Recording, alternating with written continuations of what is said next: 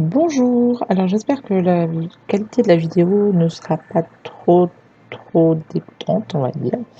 Donc je me présente, Florina l'Irlandaise, je suis l'auteure de la série que l'on voit derrière moi, Ferelia, voilà, en auto-édition. Je fais une petite lecture pour le coin des auteurs qui m'a gentiment demandé si j'étais d'accord, ce que j'ai répondu avec plaisir. Je suis toujours OP pour faire parler de mon monde. Ferelia se présente, c'est une saga fantasy euh, avec en toile de fond les paysages du Cotentin, un peu de langue bretonne et un peu de celte, de la magie, des dieux, des métamorphes, tout ce qui peut vous permettre de vous évader et de passer un bon moment. Moins bon, ça dépend. Avec chaque livre, quand vous l'achetez sur mon site, je vous offre un des marque-pages qui va avec le roman, toujours dédicacé par les personnages. C'est-à-dire que moi, je dédicace quand vous achetez sur mon site florinalirlandaise.com, je vous dédicace le roman à votre nom, mais les marque-pages offerts, ce sont les personnages qui s'invitent chez vous et qui vous font des petits coucous. Donc voilà. Donc Ferelia se présente comme ça. Donc ça c'est le premier, le tome 1, Moira. Ensuite, vous avez la nouvelle qui est juste au-dessus, voilà, ici, la nouvelle, Une étrange célébration, qui est à peu près une centaine de pages. Vous avez ensuite Ludmilla, qui est le tome 2. Et pour finir, le tome 3, Floriana, qui est sorti au mois de juillet. Je pense que je vais vous faire deux lectures, si je peux, vite fait. Si ça prend pas trop de temps, et donc de Ferelia et de Ludmilla, sinon bon, ce sera que juste Ferelia Moira. Donc voilà, c'est parti. Il paraît que quand on est à la page 99, on a la texture d'un roman, donc on va partir à la page 99. 99 ou c'est 91? Bon, on va passer à la page 92. Chiara, 6 ans déjà. Je pense souvent à ma petite sœur de cœur ainsi qu'à Macha. Et comme à chaque fois, cela me rend triste. Je leur en veux tellement à eux, ces jaloux qui ne méritent pas le nom de Dieu, et à cette garce de Morrigan. Comment peut-elle faire pour qu'à chaque fois nous la manquions de peu? Je le regarde, il a laissé pousser sa barbe. Il a l'air perpétuellement malheureux et bien des femmes ont essayé de le mettre dans leur lit. Les folles. Certaines frustrées ont lancé une rumeur comme quoi Mabel et lui étaient amants. Je ne peux m'empêcher de rire en y pensant. Pourquoi les gens ne veulent-ils pas comprendre qu'il souffre et qu'il cherche sa fille à s'en rendre fou? Il ne pense qu'à elle. Souvent, avec l'ange, nous devons le rassurer quand les cauchemars le font hurler. J'ai tellement mal quand je pense à tout ce temps perdu juste par jalousie. Comment retrouver une enfant que les dieux ont cachée? Nous avons suivi un temps la trace de cette furie de Morrigan, mais sans succès. À croire que les dieux la protègent. Un jour, je la retrouverai et je lui ferai payer. J'étais heureuse à Feria, j'y avais des amis. Ma vie n'était que joie, alors que j'avais déménagé tellement souvent avec les métamorphes. J'avais enfin une maison, des parents, une sœur. Maintenant, la mort me tient souvent compagnie. Je sens bien que Mabel s'inquiète pour moi, et pourtant j'aime cette rage qui m'habite. Elle est rassurante et m'évite de penser. Moi aussi je fais des cauchemars, mais je ne dis rien. Je ferme les poings jusqu'à ce que mes ongles percent ma peau. Voir le sang s'échapper de mes plaies me rappelle qu'un jour ils paieront, et que ce jour-là je n'aurai aucune pitié. Quelquefois je m'imagine les torturant, arrachant organe par organe, plantant des pieux dans leurs membres. Lors de ces moments, je sens que la folie n'est pas très loin de moi. Mais j'ai si mal. Il n'y aurait qu'une seule issue et je m'y refuse. Je sens le pouvoir que m'a donné Macha tourner en moi. Il veut sortir, il a besoin d'action et de sang. Il faut que je bouge, sinon ils verront que je ne suis pas aussi stable qu'ils le pensent tous les deux. Je décide de partir chasser. Il faut bien que l'on mange. Et si j'arrache quelques membres au passage, ils n'en sauront rien. Mais Baël, que de malheur autour de moi. Je m'aperçois que les mondes sont perdus sans leur Dieu. Chaque monde dans lequel nous cherchons l'une ou l'autre a l'air plus dévasté que celui que nous venons de quitter. Est-ce que Kiel arrivera à mettre de l'ordre et à quel prix? Mes yeux se posent sur celui qui est devenu mon ami. Comment un ange peut-il se lier d'amitié avec un dieu? Avec stupeur, je dois me rendre à l'évidence que s'il était toujours immortel, les actes qu'il a commis, à commencer par son amour pour Macha et leur fille, et toutes ces personnes qu'il a oxy depuis pour retrouver cette dernière, avaient eu pour conséquence que son statut de Dieu était désormais révoqué. Et moi, suis-je toujours un ange? Est-ce que j'en ai encore seulement envie? J'ai vu de mes yeux et dans mes visions les horreurs perpétrées par ces dieux. Combien de morts et de folies sont commises ou le seront en leur nom? Aucun être ne vaut d'être adoré s'il n'est pas capable d'amour et de pardon. Il ne me regarde pas, toujours perdu dans ses pensées. Il est vrai que l'on ne parle plus beaucoup tous les trois. Nous avons fini par ne même plus nous dire bonjour. De toute façon, il n'est jamais bon ce jour. Alors pourquoi sauver les apparences? Et puis, nous avons appris à nous comprendre sans parler, chacun enfermé avec sa douleur. Chiara a perdu sa sœur adoptive ainsi que sa sœur. Chiara a perdu sa mère adoptive ainsi que sa sœur. Et en partant à la recherche de celle-ci, elle a coupé les liens qui l'unissent avec les meutes de métamorphes auprès desquelles elle a grandi. Je sais que souvent elle se mutile. Je l'ai déjà vu faire.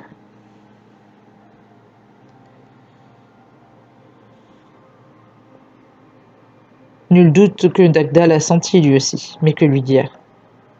Que la folie va cesser? Qu'elle va les retrouver? Et que, comme dans les contes des terriens, ils finiront heureux avec beaucoup d'enfants? Je suis perdue moi aussi. Je ne vois plus Moira. Pire, je ne la sens presque plus. Est-ce que nous ferions peur aux dieux pour qu'ils la cachent ainsi? Je scrute Chiara alors que le sang s'écoule de sa main. Comme d'habitude, elle fixe chaque goutte qui ne tardera pas à former une flaque autour d'elle. J'enrage. J'ai envie de la secouer et de lui dire que ça n'arrangera en rien, qu'elle se fait du mal et qu'elle me tue à chaque coupure. Je la connais depuis qu'elle est née. Je me suis sentie comme appelée par elle. Je n'ai pas pu faire autrement que de me rendre vers le lieu où sa mère lui donnait la vie. Ses parents l'adoraient. Alors pourquoi ne me sentais-je pas tranquille? J'étais là quand Morgane a regardé ses parents tomber dans le guet-apens qu'elle leur avait tendu. Un vol qui aurait dû mal tourner. Elle avait engagé ou ensorcelé des hyènes pour leur tendre un piège. Malgré les efforts de toutes les personnes du convoi, ils avaient quasiment tous péri. Morgane avait hurlé sa rage quand elle chercha à s'en la trouver, celle pour qui elle avait mis en place cette mise en scène. Ce fut mon premier acte de rébellion. À moi, avait hurlé mon âme. Alors, sans me poser de questions, je m'étais matérialisée devant l'enfant et sa mère. Quel courage avait celle-ci! Elle s'était mise devant elle pour la protéger sans savoir qui j'étais ou ce que j'étais. Arrière, tu m'entends? Tu ne la toucheras pas. Je préfère la tuer de mes mains plutôt que de la lui laisser. N'aie aucune crainte, femme. Je suis là pour la sauver. Ne me demande pas pourquoi, car je ne le sais pas moi-même. Pourtant, je dois la sauver. Je me dégoûtais. Ce n'était qu'une enfant, un bébé. Alors pourquoi avais-je l'impression que je serais perdue si je ne restais pas à ses côtés? Elle ne m'a regardé qu'une seconde, puis s'est tournée vers l'enfant. Elles pleuraient toutes les deux. Ce n'était pas un fait inhabituel. Pourquoi voir ces petites gouttes d'eau dans ses yeux me dévaster à ce point? Je pourrais mettre les mondes à feu et à sang si tel était son désir. Cette certitude me glaçait le cœur, mais je ne pouvais rien y faire. Sa mère lui dit alors, mon cœur, fais-moi confiance. Je ne sais pas pourquoi, mais je sais qu'il sera toujours là pour toi. Ne t'en fais pas. Ton père et moi, nous vivrons toujours là, dit-elle en posant la main sur son cœur. Me regardant de nouveau, je vais pousser le chariot pour qu'il pense qu'elle se trouve à l'intérieur. Trouve Macha, elle l'aidera. Elles ont besoin l'une de l'autre. Avec un dernier regard pour son enfant, elle poussa à la force de ses bras le chariot, puis prit la lame de son mari et fonça en hurlant droit dans les hyènes qui disjectaient les corps de leurs amis. La petite dans mes bras pleurait en silence, comme si elle savait qu'elle ne devait pas trahir notre présence. Je m'étais réfugiée avec mon précieux fardeau dans les hautes branches, nous entourant d'un charme de façon à être indétectable. Que faire de l'enfant? À qui la confier? Je connaissais Macha de nom. Toutefois, sa mère ne devait pas se rendre compte qu'elle me demandait simplement de la remettre à une entité qui vivait à l'intérieur même de leur assassin. J'étais là avec mes questions, quand une petite main se posa sur ma joue. Je plongeai dans ses yeux pour me perdre à jamais. Je sus que, plus tard, quand elle serait devenue femme, j'aurais des problèmes pour lui résister. Donc ça, le tome 1, et je vais essayer de vous lire une petite partie de la page 99 du tome 2, parce que j'aime bien. J'adore lire, et puis j'aime bien me replonger un peu dans mon monde. Ah, puis alors celui-là. Mais qu'est-ce que je fais là, me demandai-je. C'est plus une question rhétorique, car je ne sais que trop la raison de ma présence ici. Je trahis une femme qui, en plus de me donner des enfants, m'a donné son cœur et m'a fait confiance, à tort. Je lis son message et lui réponds rapidement d'un simple mot. Que pourrais-je bien lui dire de toute façon? Que je suis un être ignoble et qu'elle va s'en rendre compte bientôt, que je vais tout perdre? Je me dégoûte. Je sens la bile remonter dans ma gorge. Je vais encore vomir, pourvu qu'il ne me voie pas ainsi. Nul doute que sinon il s'en servira contre moi. Brusquement, il est devant moi. Malgré tout ce temps, il n'a pas changé. Il pourrait au moins avoir la décence de vieillir, cet enfoiré. Alors, tu as des photos? Fais vite, montre-les-moi. Je n'ai pas beaucoup de temps. Monsieur, il faut arrêter cela, c'est mal. Je n'arrive plus à me regarder dans une glace tant je me dégoûte. La belle affaire, tu n'as pas de choix de toute façon. Je sais qu'il a raison, il me tient depuis tant d'années. Comment vont-elles? Il relève la tête de l'album que je lui ai tendu, semblant surpris par ma question. Qui cela? Il semble perdu dans ses pensées et se reprend comme s'il venait de comprendre de qui je parle. Ah oui, elles vont bien. Que crois-tu, je suis un homme de parole? Menteur, si tu avais une parole, ça se saurait. J'écoute la voix de mon alter ego et je dois avouer que pour une fois je suis d'accord avec lui. Monsieur, depuis des années je vous obéis sur votre seule parole. Je pense que j'ai fait mes preuves de nombreuses fois. Maintenant je veux que vous m'apportiez la confirmation qu'elles vont bien. Sinon je lui dirai tout.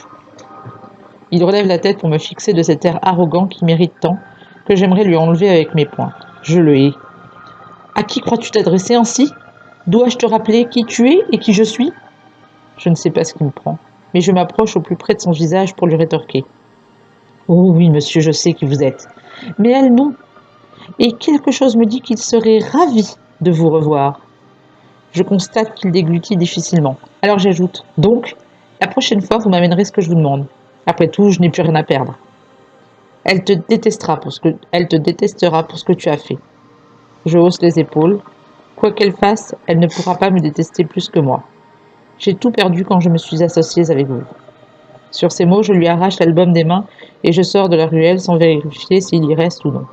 Sa sécurité ne m'importe plus dorénavant. Je rejoins ma voiture qui est garée un peu plus loin. Mon chauffeur m'ouvre la porte. Ça n'a pas l'air d'aller, patron. On retourne à la boîte ou on fait un tour comme d'habitude? Je veux bien qu'on fasse un tour, Joël, s'il te plaît. J'ai besoin d'évacuer. Je me ravise en pensant à quelque chose. Non. Amène-moi où tu sais. Merci. D'accord, patron. Vos désirs sont des ordres, me dit-il en riant. Voyant que je monte dans la voiture sans que je lui assène l'habituelle tape dans son dos, il prend place derrière le volant, l'air soucieux et me tend un sac. C'est un mec bien. Je devrais l'augmenter, d'autant que si cela se passe comme je le crains, je devrais vendre mon entreprise et licencier mes employés. Tant d'efforts pour en arriver là. Je me change en le regardant conduire. Ouais, ça va me faire du bien. Je sens que la soirée va être tendue.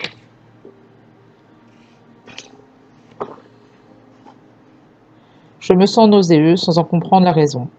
Ma tête me fait déjà un mal de chien. Debout, dépêche-toi! Mes yeux papillonnent à l'injonction de mon tigre. Depuis quand me donne-t-il des ordres d'ailleurs? Je renifle l'air, ce qui me réveille instantanément. Ça pue le danger ici.